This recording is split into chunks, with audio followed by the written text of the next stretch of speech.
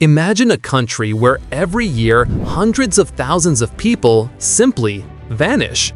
Not from war or disaster, but from a slow, invisible fade. That's Japan right now. In 2024 alone, Japan's population dropped by over 900,000 people. That's like losing the entire city of San Francisco in just 12 months. The nation now stands at around 120 million, down from a peak of 126.6 million in 2009.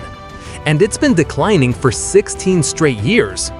Births hit a record low of just under 688,000, while deaths soared to nearly 1.6 million.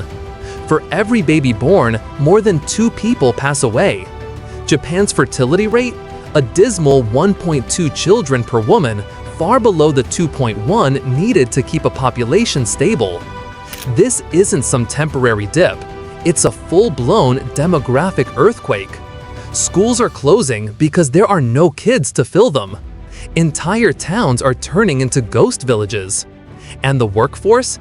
It's shrinking fast, with only 59% of the population now in the prime working ages of 15 to 64, below the global average. If this keeps up, Japan could lose 30% of its people by 2070, plummeting to under 90 million by 2060 in some projections. By the end of this century, experts warn it might shed 80 million souls, leaving just a fraction of its current size.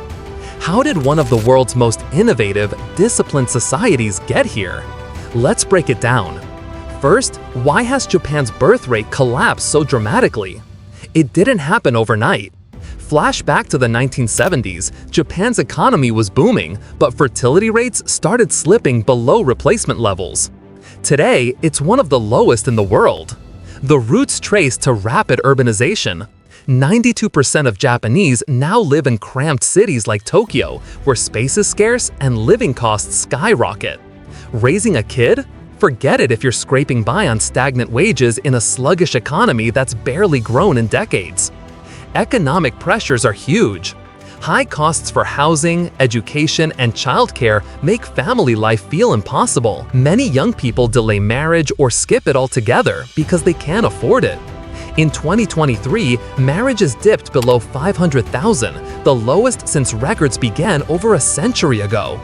Without marriage, births plummet, as Japan has one of the lowest rates of children born outside wedlock.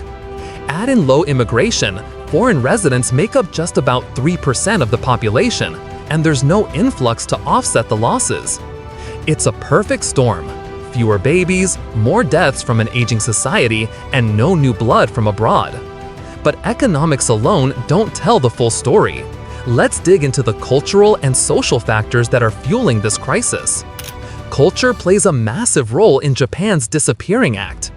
This is a society built on tradition, where patriarchal norms still linger. Women are often expected to be the primary caregivers for kids, elderly parents, you name it. Yet, as more women enter the workforce and succeed, they face a brutal choice: career or family. Japan's demanding work culture doesn't help. Long hours are the norm. Think 60-hour weeks, mandatory overtime, and karoshi, death from overwork.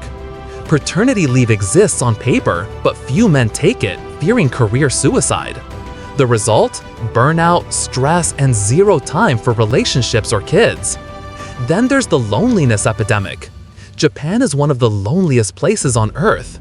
Half of millennials aged 18 to 34 report never having had sex, compared to about 20% in the US. Why? Social isolation is baked in. Urban life means tiny apartments, no community vibes. People turn to solo activities, solo karaoke, solo bars, even solo weddings where folks marry themselves. Some even marry fictional characters, like anime figures or holograms. Thousands have done it. It's quirky, but it highlights a deeper issue: human connections are fading.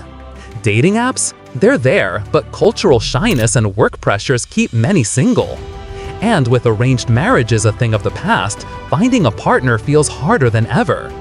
Work-life imbalance amplifies this. Women especially bear the brunt. If you have a kid, good luck finding affordable childcare. It's scarce and expensive. Single parenthood? Stigmatized and rare. So many opt out. One woman in a recent survey said, "Why bring a child into a world where I can't even take a breath?" It's heartbreaking. Loneliness isn't just emotional, it's demographic. Fewer dates mean fewer marriages, fewer kids.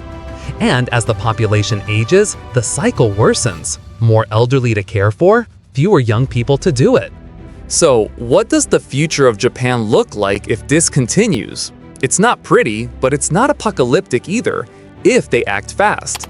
By 2050, projections show Japan's population dipping to around 104 million, with a staggering 40% over age 65. That's an inverted pyramid: too many retirees, too few workers. Pensions and healthcare systems could buckle under the strain. The workforce might shrink by millions, leading to labor shortages everywhere, from tech firms to the military, which already recruited only half its needed personnel last year. Economically, growth could stall. Japan's already leaning on robots and AI to fill gaps. Think automated factories and elder care bots. But that's not enough. Rural areas might empty out completely, turning into abandoned wastelands. National defense? Weaker, with fewer young recruits. Socially, it could mean a lonelier, more isolated society. Some experts warn of societal breakdown, empty schools merging, hospitals overwhelmed, even cultural traditions fading as fewer people carry them on. But there's hope. Japan's government is fighting back. They've rolled out subsidies for childbirth and housing, encouraged paternity leave, though uptake is low, and launched an AI-powered matchmaking app in Tokyo that's swamped with applicants, 3 to 4 times more than expected. They're testing 4-day work weeks for government workers to help moms balance life. Immigration is inching up. Foreign residents jumped 10% to 3.6 million recently with new visas like digital nomad programs. And they're pushing people to rural areas for better work-life vibes. If these work, the decline might slow. But experts say it'll take decades to reverse, and without bolder steps, like more immigration and cultural shifts, Japan could lose 2/3 of its population by 2100, down to around 40 million. Now, here's where it hits home: lessons for the rest of the world. Japan's not alone. This is a global warning. Countries like South Korea, China, Italy, and even the US are seeing fertility rates drop. In the US, it's at historic lows around 1.6. The UK and Canada aren't far behind. Why? Same culprits: high costs, work stress, delayed families, and yes, loneliness in our digital age. First lesson: act early. Japan waited too long, now they're playing catch-up. Boost immigration. Japan's homogeneity makes it tough, but diverse inflows could revitalize societies. In Canada and the UK, immigration already helps, but we need smart policies to integrate without backlash. Second, fix work-life balance. Mandate flexible hours, affordable childcare, and real paternity leave. Japan's punishing culture shows what happens when you don't: burnout and empty cribs. Third, tackle culture and loneliness. Promote gender equality so women aren't forced to choose between kids and careers. Fight isolation with community programs. Think US-style social hubs or UK's mental health initiatives. Fourth, embrace tech and productivity. Like Japan, invest in AI and automation to offset shrinking workforces. But don't forget people. Upskill workers, encourage participation. Finally, rethink economics. Early fiscal tweaks like raising retirement ages or consumption taxes gradually can ease the burden on future generations. Ignore this and you'll face intergenerational unfairness, boomers thriving while millennials struggle. Japan's crisis is a mirror. If we learn from it, we can avoid the same fate.